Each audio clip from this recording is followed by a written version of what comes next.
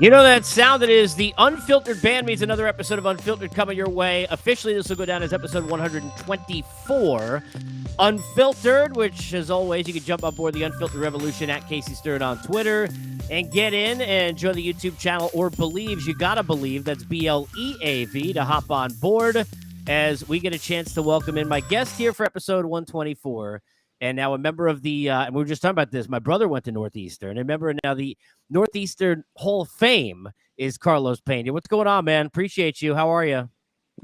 I'm doing great. Running around all over the country, but yeah, like you getting inducted into the Northeastern University Hall of Fame. I'm very grateful about that. Check this out, Case, with my wife, my kids, mom and dad were former teammates from where I played there, even classmates and friends that I had while I was going to NU, and then beyond, of course, weekend. It's such a great city. I mean, I went to BU. My brother went to Northeastern. I love the city of Boston. It's such a great town. And, you know, when you are, I can't even imagine like inducted in that kind of spot. What kind of thoughts as you're flying in to do it, right? Before you even kind of accept and give the speech and all that, what kind of thoughts were going through your head, like memory wise for you? Yeah, just going to Boston, going back to Boston, even though I've been back the Red Sox telecast with Nesson and before that. So I've been back many times. It's just that in this particular, going back directly to the school, I'm going back to Northeastern University. And my daughter actually was interested in visiting Northeastern as well as a school for her. So I had not set foot on campus in the longest time. By the way, it looks absolutely beautiful. It's gorgeous. So can you believe I got a little nervous? Yes, I believe that. I just think it's because circle. Remember, I mean, I came to the United States when I was 14 years old. I was just up the street there in a suburb of Boston, in Haverhill, Massachusetts, north of Boston, up around the area. And Boston had always had this, it was the big city. This is where we wanted to be. This is where we wanted to make it at. And it was coming around full circle, getting inducted into the Hall of Fame there at Northeastern University. It's like, wow, that was a long trajectory, a lot of sacrifice. And I mentioned my parents that all on the line, for us as a family. So I don't know, I felt grateful, nervous, in a good way. I think if I didn't, then you would have to check my pulse because it's a good thing that I felt that way. Obviously, and look, it's such a great college town. People don't realize this. BU, BC, Northeastern, Tufts, MIT, Emerson. I'm probably forgetting some. It's amazing how many colleges there are there. It's just such a great place to go to school. Congratulations. That's amazing.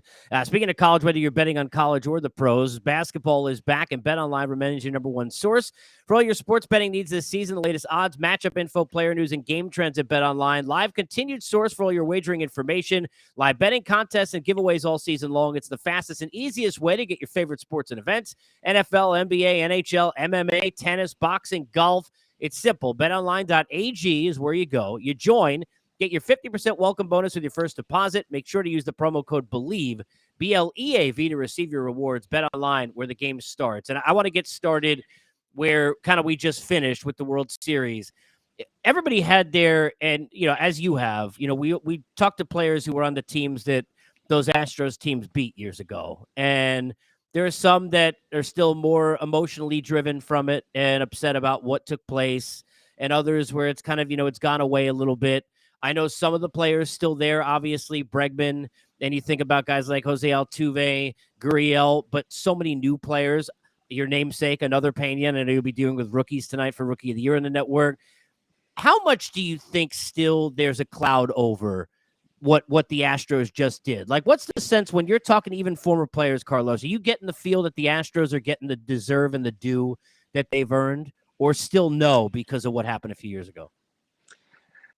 No, you know what? I think that it's blown over. Obviously, it was a heavy burden to carry, for the organization. I know personally some of the players there, and they just kind of fell into it, and next thing you know, now they're on the line, and it was just devastating for these guys that and so in a sense, you're like, okay, they deserved to be scored, penalized, no doubt about it. They took it. They served their sentence. The court of public opinion were very harsh on them. Now, haven't been able to win the World Series. Pretty much, it's like, okay, we did it. We did it clean. We did it with our talents, playing baseball, pitching, getting timely hitting, playing defense, running the bases. They did it all. They dominated all year, their division, and then they went out there in the postseason and come out with a championship. So hats off. Just as much as we were harsh on that scandal went down, all right, and rightfully so, now it's time to say, team in baseball, they deserve to be the champions. Yeah, and they won it at such a consistent level. I mean, look, 6 consecutive LCSs. I mean, it's amazing what they did. Now, look, it's rare that you then see a GM get a 1-year offer, which clearly, I mean, look, Jim Crane's not here in this conversation, but when you offer James Click 1 year afterwards, you're clearly not begging for him to come back. It's an odd situation. So now they got to go get a new GM. Continuity, though, with Dusty will certainly be there. How important is it that after everything that they went through, Carlos, and what Dusty was in that presence for them to be that calming influence, that he's coming back for another year to give those veterans and the kids that he helped grow, like the Jeremy Penas, an opportunity to make another run here with Dusty. Despite being age 73, we both know he's 73 going on 20. How important is it that Dusty's coming back next year? It's absolutely huge. We're talking about sign him when he was not announced as the manager soon enough, that we needed to hear that immediately, and it didn't happen that way. So the Astros have a way of that perhaps other people did not approve of. But this one, I think all of us, the world approves of Dusty Baker coming back as their manager. Of course, this is a historic event in his career, just being able to crown himself a champion, not happen after many opportunities that he was not able to capitalize on. That gets the best out of his players. Every single player I talk to that has, and best manager I ever had. And I never had the privilege of playing for him, but just in passing conversations, the guy's got all the charisma in the world. It's just astronomical. Baseball sense as well. And by the way, he came fire for some of the decisions that he made because maybe he wasn't following the protocol concern. And some of those came back to bite him. You know what? He was cool, calm, and collected. Took the blame whenever he needed to take the blame. And at the end of the day, you cannot argue with the result. Astros are the champions. So it doesn't matter. Dusty Baker, hats off to him. And dude, like at a point where I've been saying this, where it was nearly impossible, the situation he walked into. A lot of talent, but everybody hates your team. Everybody thinks they're a bunch of cheaters. Nobody's going to pay attention to anything that you do positive because they're all going to be negative. And he was that perfect buffer of all of that because he's so well respected that even the media and the people, how it is in this side of the industry, who wanted to kind of get on that team, you couldn't get on Dusty. There was nothing you were going to say. So he was able to kind of, I think, really protect them from what could have been a lot worse that they would have dealt with. Certainly they had cardboard cutouts after the pandemic. They didn't have to deal with a lot of the fans the year after. But for the Astros, it's amazing what they accomplished. Certainly Pena, a big part of that, and what Jeremy did as he focused on kind of the rookies tonight. I want to get into some of the free agency stuff, but I got to start with the rule changes because it could be a very different world we're living in next year And even though, certainly it's a big deal with the size of the bases and the base stealing, and I think that's going to be a lot of fun. I don't think people realize the difference that that's going to make. I got to ask you about the shift. Are you taking some hacks in the cage to see if, hey, maybe get out of all that powder and that makeup on MLB Network? Because, dude, it's going to be a different world for a lot of left-handed hitters coming down starting next year. I'm telling you, Case, like the shift. We can talk about how much a hitter. Well, I personally can tell you that I lost so many base hits on that hole right there between the first baseman and the second baseman because it did not exist for me. And let me tell you, lifetime of honing a swing, of just carving out a movement, it's extremely change it. So the angles I was creating produced a lot of topspin on the right side. Now I crushed those ground balls as far as exit velocity was concerned. They were going right at fielders, so the chances of me getting a hit were pretty much 0%. And that really hurt me because a lot of the knock on me was like, hey, I'm like, wait a second, like I'm leading the league. Many times it happened in exit velocity. The average is low because of the way that the fielders are positioned, and it's not as easy as to say, hey, let's go the other way. It's not that easy because the way my body works produces that top spinning pulled ground ball. Later on I learned probably a little too late towards the end of my career, but I expect this to be a huge difference to me because there were so many hits on that hole. If you think about this, a bad season, 500 official at bats, every base hit you get is 2 points.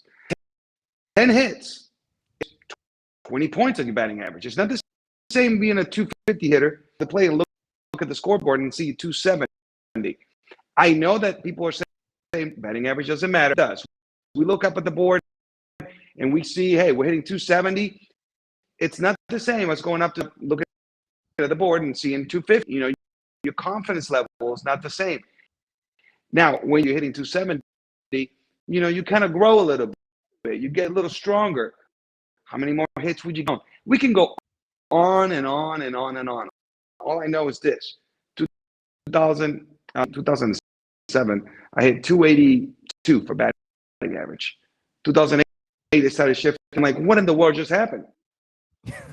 I'm hitting the ball just as hard. Matter of fact, I had Joe Madden call me to this office, like, do not change the thing. You hit balls.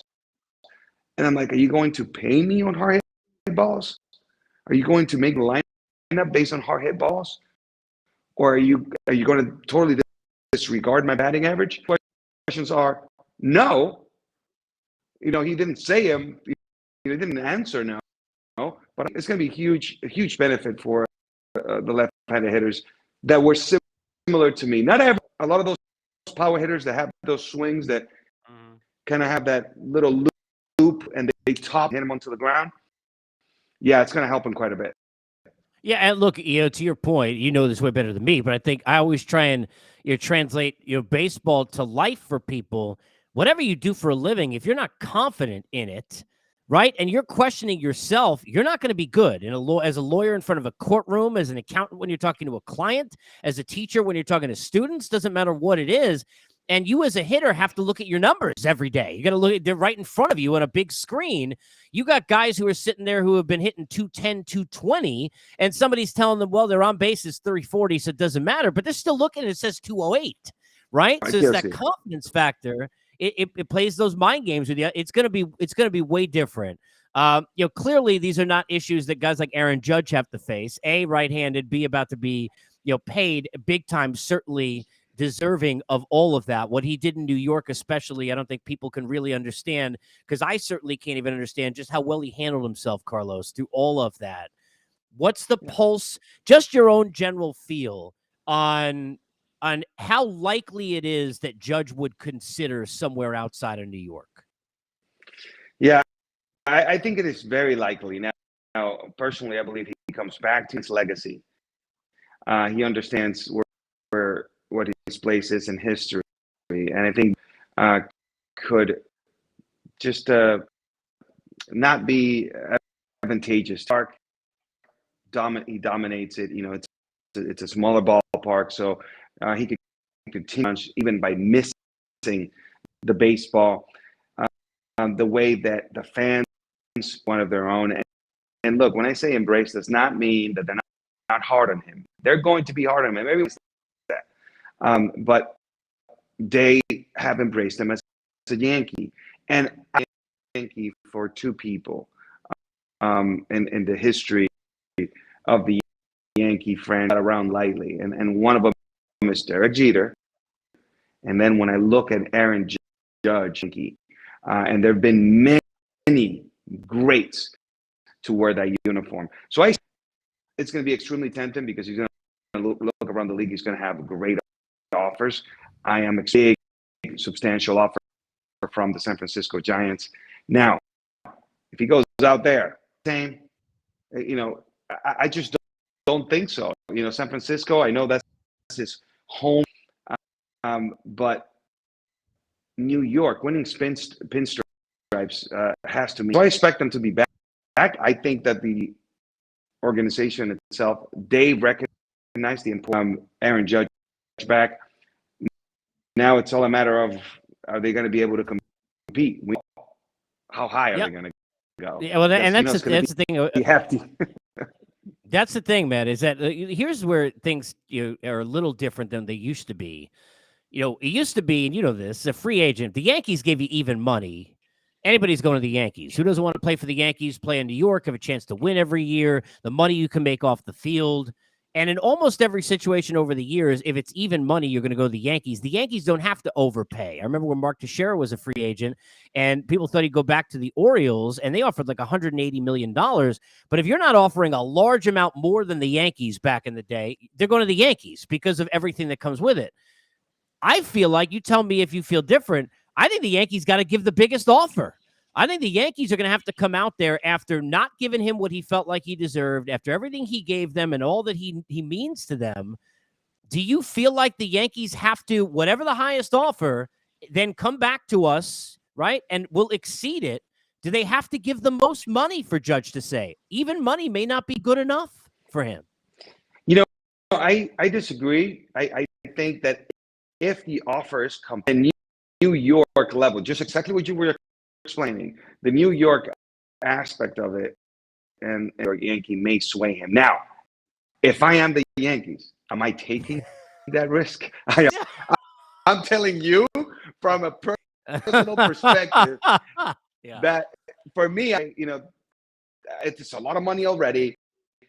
If I'm missing out on a few million here, because it's such a big chunk of money.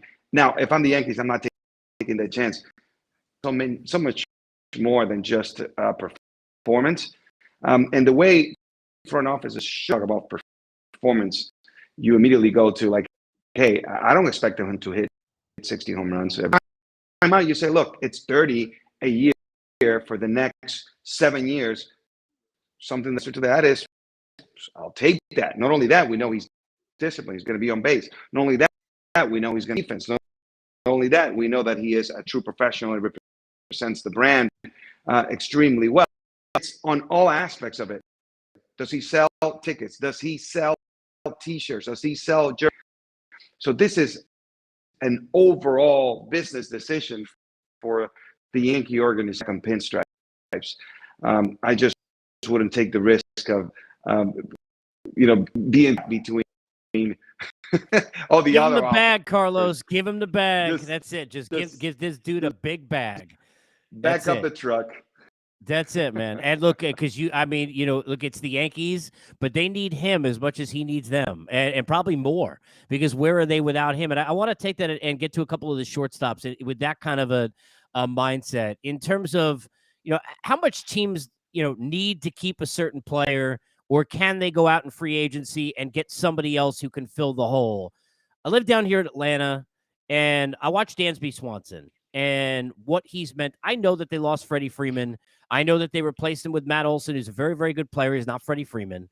And they were able to get back to a place where you thought they had a chance to win a World Series, even though it didn't happen. I don't think people understand enough how important having Dansby Swanson has been for them to do that in the room. He's become the leader of that team. He's a guy who's always, to me, Carlos, the guy who's coming up with the biggest hits in the right spot.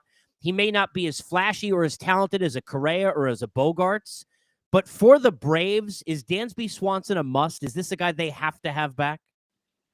I think so. I mean, Dasby has shown so much. And look, you do these assessments, right, of players. You don't want to pay for past performance, right? So in other words, you're not rewarding the player for what he did. What you're paying for is what you are projecting. Young player, dynamic, has all the tools, a true professional thing. Average out a season and say, this is his max. This is what he's done. This is the best season he's ever had. And then just scale it down just a bit and say, what about if he does? He has done. Am I good with that? Well, with Dansby Swanson, I'll take that every single day and know a true professional, someone who posts every single day, who carries the well and represents the Braves as a top notch. I'm so it's an overall decision that you're making as a front office, and Dansby seems like entire organization. I do not want to go over and trying to bring somebody else that I'm not sure how he's going to pan out in Atlanta. It must be they're out there, but I know what I have in Dansby Swanson, and that's a sure bet. So expect them to come back. It's mind-boggling to me that this was not done earlier. I'm dropping the ball on some of these guys. You need to sign these players early on, immediately. And look, I am a player. I want for you to go out there and just break the bank. I'm talking about from a front office perspective. You need to. Those guys are going to be like the Red Sox letting Mookie Betts walk. I think they might have messed Evers as well. You got to catch these guys first, second year. You haven't crap. Lock him in so that later on you don't have this problem. I couldn't agree more, especially because the Braves have saved so much money on some of these team-friendly deals that they have. I mean, what they did with Ozzy Albies, I mean, it's almost criminal Acuna. to me how little money, Acuna, the amount of money, I mean, they got everybody locked up, and Dansby Swanson, like the only dude they didn't do it with, and doesn't make any sense. You mentioned the Red Sox. I want to go there because they're in a weird spot. You know, there are Trevor Story is one of the best athletes in this sport, and one of its best shortstops. They were in a position where he didn't have to play shortstop when they brought him over. Most teams don't have a Xander Bogaerts hanging out there and then have the ability to say, well, if we get a second baseman, Carlos, I got Trevor Story playing shortstop, right? Who's a better defender at this position than Bogaerts is. Most teams don't have that. Do you think that spells the end of X-Men in Boston? And are the Red Sox making a mistake here? Because people forget, look, I know they've had some losing, but Bogart's been the biggest, even more than Devers, dude, even the biggest constant of a positive that they've had over all these years. He has been an absolute force. Yes, offensively, he's been one of those just staple guys, a true pillar in that ball club, the lineup. He makes a difference just by not only can he get to that elevated fastball extremely well, which has been in there in the last 5 or 6 years as it keeps on continuing getting even. But the way he goes and plays the game, if you look at the numbers, most productive shortstops in the game, period. Now, great defender, great athlete, but he has been plagued by injuries. Let Xander Bogaerts walk. This is where you have to make the decision and maybe let him walk. I mean, I might let him walk because of Trevor Story. Well, I do have Trevor Story right now. Is Bogaerts? Is it the time now for me to look for somebody younger, especially where the Reds? It's not a rebuild. The Red Sox did not get that luxury to go on a rebuild. I don't feel so confident that Bogaerts will be coming back with the Red Sox. I think he signs that's kind of sad to me. I would have loved for him to see him finish there in Beantown. Yeah, it'll look. I think the writing seems to be on the wall that he's gone. I mean, you never know with these things. And look, part of it is, and the last one I want to hit you with is, part of it is you've got like a carousel here with these shortstops. Like, there's only so many seats. Where are these guys going to go? Trey Turner to me is the most interesting in this group. And look, we hear all the time guys want to go home. They want to be close to where they live. Sometimes it's overblown by the media, right? The player never said, I have to be here in this area. But sometimes it is a real thing. Freddie Freeman, when the Braves let him play and date, right, in the market, he did a chance to go home. He went home. You've got Bryce Harper, a former teammate, sitting there in Philadelphia. You've got a team in the Phillies that desperately, to me, could use a player like this. I think when you think about all the things that were missing in that lineup for all it gives you, imagine what a Trey Turner would give in that area. You got a Dave Dombrowski who we know wants to win now and is not taking that job if he knows he can't convince a Middleton as an owner to go spend the money. I mean, to me, if I'm Philadelphia, my 1 through 10 options are all Trey Turner's name written in different ways. If I'm Philadelphia, you looking at that matchup the same way? Because when I look at Philly, I'm like, if I'm Philadelphia, that's the dude I'm trying. If I could get back to where I just went, if I could go add that guy into that lineup. Oh man, Trey Turner, I do agree with you. What a dynamic ball player, and having seen the league, he's just so athletic, and he could do it all. Now playing in Philadelphia, not only very dynamic glove, speed on the bases, but he can hit 30 home runs every single year. So Trey Turner would be definitely at the top of my list. Are concerned if I were Philadelphia. The problem with Philly is that they also have other things they want to get back to the postseason. We cannot forget that it was 86 that got him in. So you got to start somewhere, and huge question marks. We saw some guys step up and rise to the occasion. Hot streak, or do we have guys that have arrived? So it's very thorough self-diagnosis, so that they address the most important things first. Stuff I wouldn't call a Trey Turner a patch. Let's go ahead and take care of this, put in the cart before the horse. No, that is a great acquisition, and he in that lineup and in that organization. But I just think that they have other things that they need to address. Their budget. I'm not sure. I'm not sure how much. Well, we cannot mistake Philadelphia. Oh yeah, the wild card. This is not a small market team, even close. These guys definitely have deep pockets, so they'll do what they have to do. Taste, man. When we see Harper get the taste of the World Series and getting that championship, come on, it's got to be in a hurry.